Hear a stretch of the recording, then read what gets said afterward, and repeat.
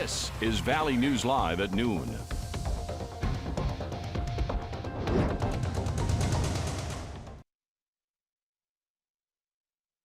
Farm is investigating a murder that left a 22-year-old man dead. Bismarck police were called just before 9 this morning to the area of 2700 Stevens Streets for a report of shots fired. Detectives are currently investigating the scene and following up on any leads. They say this was a targeted attack and the suspect is still on the loose. Investigators are asking people in the area to contact Bismarck police if they have any video from doorbell cameras or home surveillance. Happening right now, opening statements are underway for the man accused of killing a Fargo man last summer. 40-year-old Raymond Gunn faces the rest of his life in prison if convicted in the shooting death of 41-year-old Eric Hayes. It happened outside the Loaf and Jug on 12th Avenue North and University Drive on July 24th.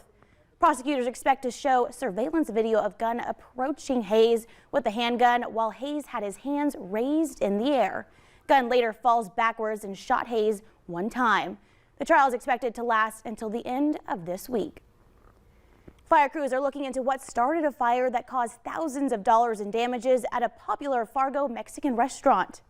Firefighters say when they got on scene just before 3 this morning, smoke was coming from the front of Paradiso Mexican restaurant off of I-29 in South Fargo. Initial reports also indicate flames were seen coming from the attic. Fire crews had to get on the roof and use chainsaws to get those flames and the wall contained. No one was hurt and damages are estimated at $150,000. And new at noon, Bethel Church in Fargo says they were recently made aware of people receiving scam calls in an attempt to get donations. Pastor Jonas Bundy says the calls were not from them. He said the caller is using the names of the church staff and mission trip information to try and get payment over the phone. Bundy says to let them know if you received the call so they can report it to the police. Law enforcement warned to never give payment or personal information over the phone. If there's an organization you'd like to support, contact them directly. Just when we got used to the mild temperatures, we had a windy and chilly start to our Wednesday, and it seems like the wind won't ease up anytime soon. Let's go to Summer Schnellbach with a quick look at the weather. Summer? Yeah, thank you so much, JC. I had been zoomed in closer with our Coronado Skycam, but honestly, the shake from the wind was starting to make me nauseous. I had to zoom out a little bit more, but there's still some shake going on as the wind has been quite gusty all day, especially here in Fargo. We're in the seeing wind out of the north right now at 25 miles per hour. It's one of the windiest spots, and that's not including any recent gusts. We'll take a look at that in just a second. But we're at 37 degrees in Fargo, 33 in Grand Forks and Devil's Lake, 34 in Bemidji. Fergus Falls indicating some sunshine. Might seem just a few breaks in those clouds there, 36 degrees.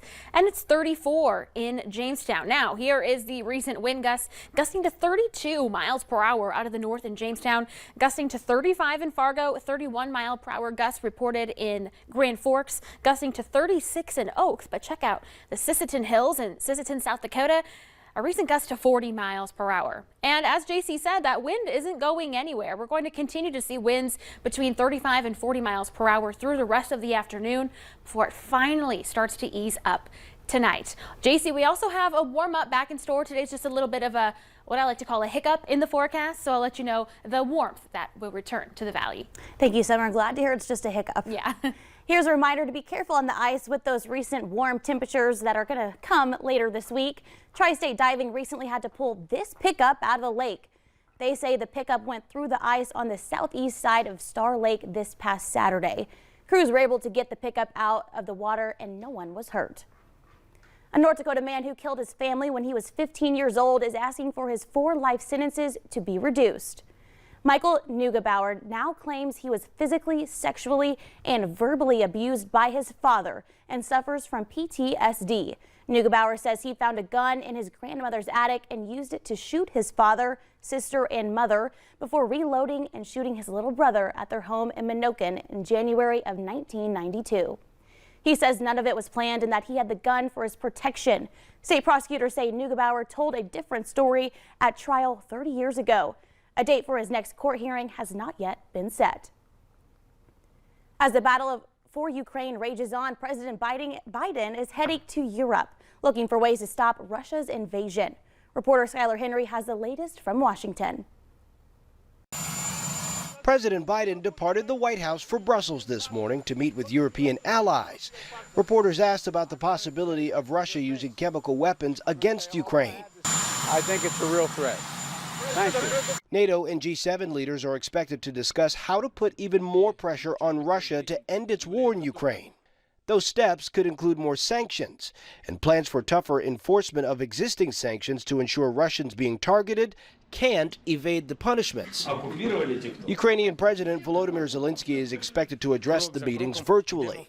Ukraine has been pushing for EU and NATO membership, but isn't a part of either alliance.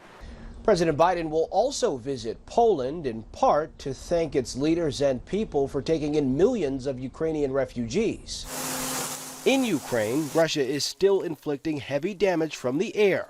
This residential neighborhood in Kyiv was hit Wednesday. It seems like not rocket, because if it's rocket, it's more damage. I don't know. It was many bombs. On the ground, Ukrainian forces and civilians are on the counteroffensive. They recaptured a key town outside Kyiv this week. Military analysts say Russian troops have made surprisingly slow progress as they face determined Ukrainians. This man has a hunting rifle at the ready. I'll show you. And a supply of homemade Molotov cocktails. Many Ukrainians are not willing to give up an inch of their homeland without a fight. Skyler Henry, CBS News, the White House. Coming up at noon, the price of buying a home skyrockets. We'll take a look at how long those rates are expected to climb. But next, a chilly and breezy Wednesday. Summer Schnellbach is in with your 7-day forecast.